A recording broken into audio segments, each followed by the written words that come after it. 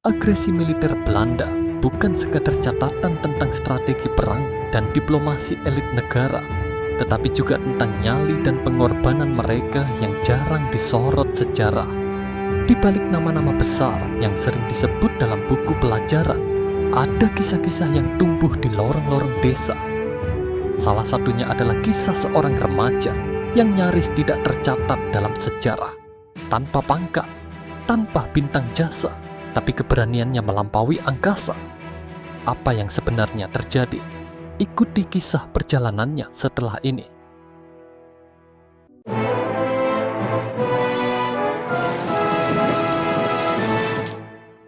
Kala itu tahun 1948, 3 tahun setelah proklamasi dikumandangkan, langit tampak merah keabu-abuan, diselimuti asap perang, menciptakan suasana mencekam di setiap sudut desa dekat lapangan terbang Panasan, Solo.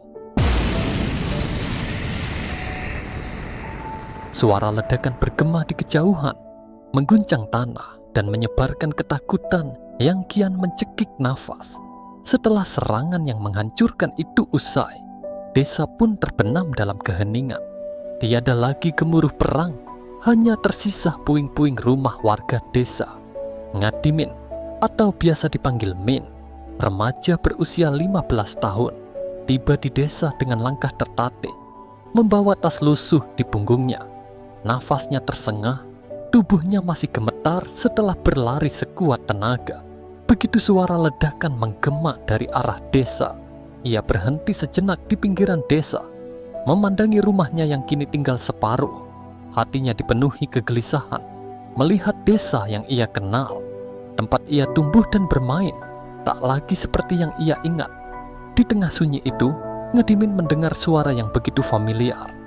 Dengan sisa-sisa harapannya, ia mengikuti suara tersebut dan menemukan sebuah gubuk kecil di pinggiran desa. Di sanalah ayah, ibu, dan adiknya telah berkumpul, bersembunyi dengan penuh kecemasan, menantikan kehadirannya. Malam itu, di sebuah gubuk kecil yang sederhana, keluarga kecil itu berkumpul dalam hening. Cahaya lampu minyak berayun perlahan, mengikuti hembusan angin malam. Wajah mereka mencerminkan kegelisahan yang tak terucapkan. Ibunya memohon agar Ngadimin ikut pergi, meninggalkan desa yang tak lagi aman.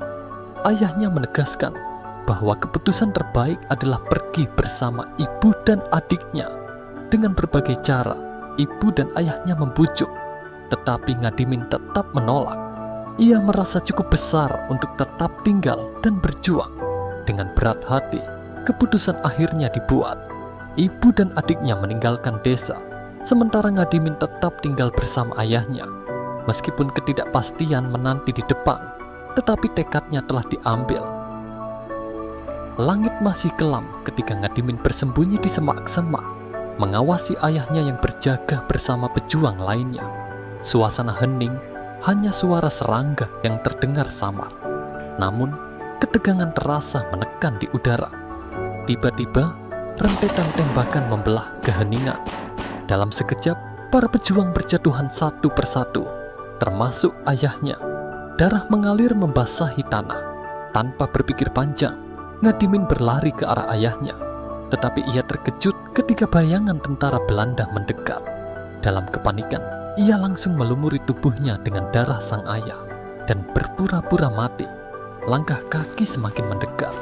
Para tentara memeriksa satu persatu tubuh yang tergeletak di tanah. Ngadimin menahan napas, menggenggam tanah dengan erat, berharap tak ketahuan. Beberapa saat kemudian, suara langkah kaki menjauh. Para tentara pergi. Ngadimin membuka matanya perlahan, menatap tubuh ayahnya yang terbujur kaku. Air matanya tak dapat lagi ditahan.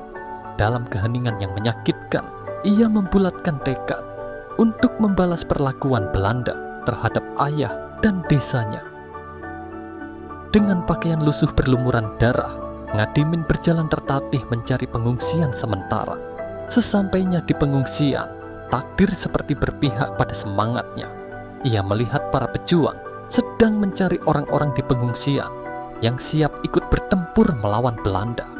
Ngadimin dengan wajah lelahnya menawarkan diri untuk bergabung dalam perjuangan. Namun, para pejuang menatap ragu pada dirinya. Meski begitu, Ngadimin tetap teguh dengan pendiriannya. Ia tahu bahwa diam bukan pilihan. Komandan pejuang melihat keberanian Ngadimin. Ia mengatakan, perang ini bukan hanya tentang keberanian, tetapi juga pengorbanan. Ngadimin berdiri tegak, menegaskan bahwa dirinya tidak takut dan paham situasi yang sedang dihadapi. Komandan merasakan semangat dalam diri Ngadimin dan menyadari bahwa ia bisa berguna dalam perang ini. Namun, bukan sebagai prajurit, melainkan sebagai mata-mata. Tugas yang paling berbahaya, tetapi juga yang paling vital dalam perjuangan. Ngadimin menjalani pelatihan sebagai mata-mata. Dari tugas sederhana hingga misi berisiko tinggi, ia mulai memahami pentingnya informasi dalam peperangan. Ia kemudian ditugaskan untuk menyusup ke desa yang dikuasai Belanda, berpura-pura memiliki gangguan jiwa agar tidak dicurigai sambil memperhatikan jumlah pasukan, senjata, dan titik lemah penjagaan. Informasi yang ia bawa menjadi kunci bagi strategi para pejuang. Suatu malam, Ngadimin mengamati gudang senjata Belanda. Dengan sekuat tenaga, ia berusaha mengingat jumlah penjaga dan persenjataan yang mereka miliki. Setelah kembali ke markas, ia melaporkan semua temuannya. Komandan segera menyusun strategi untuk memasuki markas para tentara Belanda itu. Kemudian, pejuang mulai bergerak saat tengah malam. Mereka mulai membuat lubang jebakan besar agar tank Belanda tidak bisa masuk desa. Saat pagi tiba, dengan strategi matang, para pejuang menyusup ke gudang senjata Belanda. Terik matahari pagi menyulitkan penjaga untuk melihat ke sudut-sudut gudang senjata. Dengan gerakan cepat dan koordinasi yang tepat, pejuang Indonesia berhasil merebut senjata tanpa menimbulkan korban. Ngadimin, yang awalnya hanya bocah biasa, kini menjadi bagian dari perjuangan. Ketika kembali ke markas, para pejuang bersorak dalam kebanggaan. Senjata yang mereka peroleh adalah harapan baru bagi perjuangan mereka. Ngadimin, meski masih remaja, telah membuktikan dirinya. Namun ia tahu perjalanannya masih panjang. Perjuangannya belum berakhir sampai di sini. Ini adalah salah satu kisah perjuangan rakyat Indonesia saat agresi militer Belanda II, sebuah warisan semangat juang yang harus terus dijaga oleh generasi selanjutnya. Ngadimin, seorang remaja kala itu, menjadi bukti bahwa keberanian tidak mengenal usia dan perlawanan tidak hanya milik mereka yang berpangkat. Kini, di usianya yang senja, ia masih berjuang, bukan lagi di medan perang, tapi di sudut kota Solo, sebagai penjual mainan. Meski tubuhnya menua, semangatnya tak pernah luntur.